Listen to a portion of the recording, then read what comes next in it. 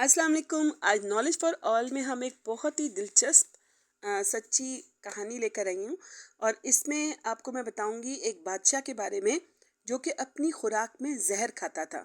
वो जहर क्यों खाता था, इसकी क्या वजह थी, आइए चले मालूम करते हैं। भारतीय सल्तनत गुजरात 2000 साल पुरानी रियासत है। 15वीं सदी में यहाँ एक बादशाह होता था जिसका नाम सुल्तान महमूद बेगड़ा या महमूद शाह अव्वल था। गुजरात सल्तनत का सबसे नुमाया सुल्तान था जिसने तकरीबन 53 साल गुजरात पर हुकूमत की थी। इसने कई लड़ाइयाँ लड़ी और कई फतूहात हासिल किए। इसने पावगढ़ और जूनागढ़ के किलों को कामयाबी के साथ लड़ाइयों में फतह किया।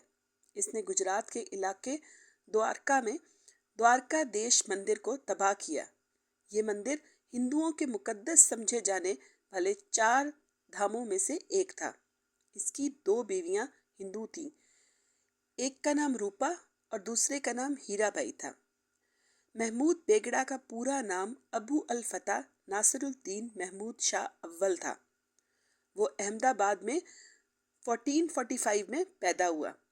महमूद की कुनियत बेगड़ा या बिगड़ा की इब्तदा में से बर्नर्ड हिस्ट्री ऑफ गुजरात में 2 वजाहतें पेश की गई हैं। इसकी मूछें बड़ी और बैल के सींग की तरह मुड़ी हुई थीं। इस तरह के बैल को बेगड़ू कहा जाता है। ये लफ्ज़ गुजराती 2 और गढ़ और 1 किले से आया है। लोग इसे 2 किलों पर कब्जा करने के एजाज में ये लक़ब देते हैं। गरनार 1472 का जूनागढ़ और चंपारण पावागढ़ है। जब अंग्रेज़ों ने बरसगीर पर कब्जा किया तो वहाँ यूरोपीय सयाहों ने भी आना शुरू कर दिया।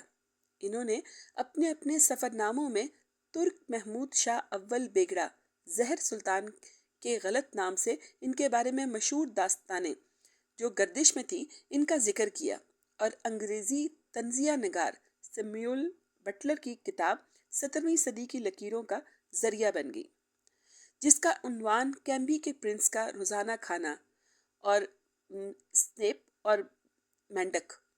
इन कहानियों के मुताबिक इसे बचपन से ही हल्का जहर दिया जाता था, जिसकी वजह से वो जहरीला और जहर से महफूज रहता था। महमूद बेगड़ा खाने पीने का इतना शौकीन था कि वो रोज़ाना बहुत बड़ी मिकदार में खुराक को इस्तेमाल करता था। जहर भी इसकी खुराक में शामिल था। वो रोज़ाना 35 से 37 किलोग्राम खुराक इस्तेमाल करता था। ईरानी और यूरोपीय सयाह जैसे कि बारबूसो और वर्तिमा, इनका कहना है ये वज़नी खुराक जो गुजरात में 1 मन के बराबर होता था, अगर सुल्तान शिकमसेर नहीं होता था तो कई किलो मीठा भी इसमें शामिल करता था। वो मीठा तकरीबन 5 किलो के करीब खुश्क चावल से बना हुआ होता था। कभी कभी रात को जब भूख लगती थी, जिसकी वजह से इसके ख्वाबगाह में भी दोनों जानिब गोश्त से तैयार शुदा समोसों की बड़ी प्लेटें तैयार रहती थीं।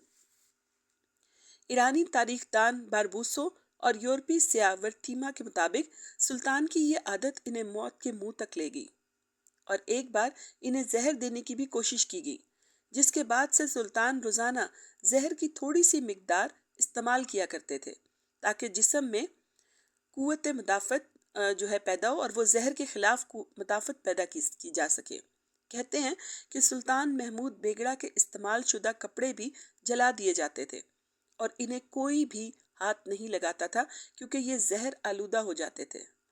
सुल्तान के नाश्ते में 1 कप शहद और पिघला हुआ मक्खन और 150 आला मियार के केले, जिन्हें अहद हाज़र में गोल्डन बनाना भी कहते हैं, शामिल हुआ करते थे।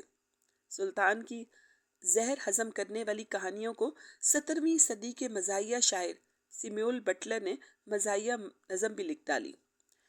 जो लोग रियासत काठियावाड़ के करीब कुर्ब जवार में रहते थे वो महमूद बेगड़ा की खुशखुराकी से खूब वाकिफ थे। मौरख लिखते हैं कि सुल्तान महमूद बेगड़ा अपनी खुशखुराकी और बहुत ज़्यादा खाने के हवाले से कहा करते थे कि अगर अल्लाह ताला अपने इस कमतर मखलूक को गुजरात की हुक्मरानी ना देता तो कौन इसकी भूख मिटाता। सुल्तान शाह महमूद बेगड़ा का 1511 में अहमदाबाद में इंतकाल हुआ और इनकी अहमदाबाद की मशहूर दरगाह हज़रत शेख इस احمد کاٹھو گنج بخش رحمۃ اللہ علیہ میں تدفین ہوئی۔ جزاک اللہ خیر۔